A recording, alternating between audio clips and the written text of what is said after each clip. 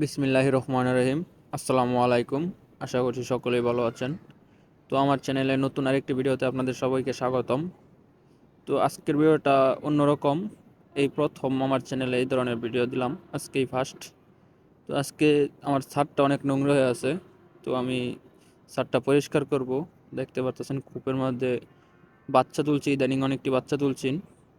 এখন খুব পরিষ্কার করতে হইব, আর নয়তো আবার ডিম দিয়ে দিবে কবুতরে। ডিম দেওয়ার আগে খুবগুলো পরিষ্কার করে দিতে হইব, এবং ছাদটাও নোংরা হয়ে গেছে, ছাদটাও পরিষ্কার করে দিতে হইব। তারপর ভাবলাম যে প্যারা গাছটা যেহেতু মারা যায় নাই, তো এটার মাটিটা একটু নরম করে দেই।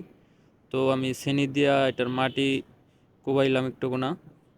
তারপর জামির গাছটা সবগুলো গাছেরই মাটিগুলো আমি একটু নরম করে দিলাম। এই যে ডালিম গাছের মাটিগুলো একটু নরম করে দিলাম। তারপরে ভাবলাম যে ছাদ যেহেতু পরিষ্কার করব, ছাদে অনেকগুলো সার আছে, মানে কি সার এটা তো বুঝতেই পারতেছেন। তো এই সারগুলো আমার গাছের গুঁড়ি দিয়ে দিব, এক কামে দুই কাম হয়ে যাব। অনেক দিন যাবতই ছাদ পরিষ্কার করা হয় নাই, কবুতর অনেক দিন যাবত পরে ডিম দিছে, যার কারণে এখন পরিষ্কার করতে হইব। তো এই যে ছাদটা হালকা পরিষ্কার করে নিলাম ঝাড়ু দিয়া। আর নয়তো ওই যে পাইপগুলো দেখতে পারতেছেন, এই পাইপগুলোর নিচ দিয়া পানি যা, মানে একটু সমস্যা হয়ে যায় আর কি, চতুর সাইড দিয়া পরে আর একটু পরিষ্কার করে নিলে ওই সাইড দিয়া ফেলাই দেন যা। তো এই যে পাইপ দিয়া পানি দিয়া পরিষ্কার করে ফেললাম। তো পরিষ্কার করার পরে এই যে ছাদটা কত সুন্দর লাগতেছে। প্রত্যেকবারই আমি ছাদ পরিষ্কার করার পরে অন্যরকমই একটা সুন্দর দেখা যায় আমার ছাদের উপরে। খুবগুলো ওইবারে পরিষ্কার করে দিছি, কোনো ময়লা নাই, জীবাণু নাই আল্লাহর রহমতে। তো এই যে দেখতে পারতেছেন। আর আপনারা যারা আমার রেগুলার ভিডিও দেখেন তারা তো জানেনই যে আমার সিরাজির মাদি এবং দেশির নর থেকে একজোড়া বাচ্চা বড় করছিলাম। তো ওই বাচ্চাগুলো ডিম দিয়ে দিছে আবার। একবার ফার্স্ট টাইম ডিম দিছিল, ওইগুলো নষ্ট করছিল, তো আবার ডিম দিছে ওইগুলা।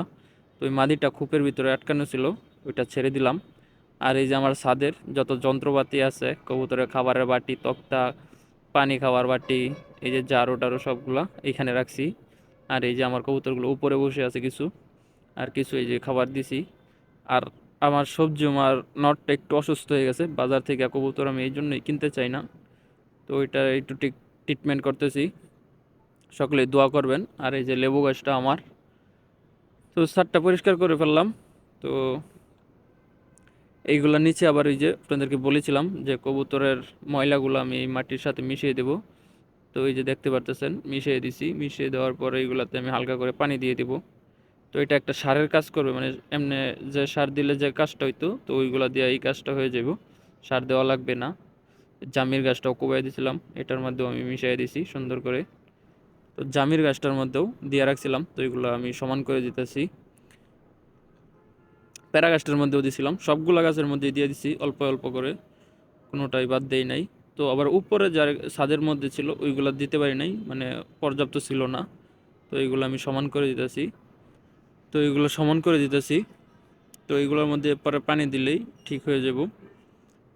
আর এই যে আমার বন কবুতরের সাথে যে জোড়া নেওয়া নটটা এই যে এখানে। তো ছাদটা পরিষ্কার হয়ে গেল। তো ওই যে আমার সিরাজের মাদিটা, আর এই যে এই নটটা থেকে এই বাচ্চাগুলো বড় করছিলাম। আমাদের ভিডিওগুলো কেমন লাগে আপনারা সকলে কমেন্ট করে জানাবেন, সকলে মতামত দিবেন। তো আরেকটা জিনিস, আপনারা জানেন যে খোপের উপরে এক জোড়া বাচ্চা আছে, ওইগুলো আমি বড় করব রেখে দিছি। তো এই যে মাদিটা খাওয়াইতে খাওয়াইতে নোংরা হয়ে গেছে। তো আজকের ভিডিওটা এই পর্যন্তই, সকলেই ভালো থাকবেন। আল্লাহ হাফেজ।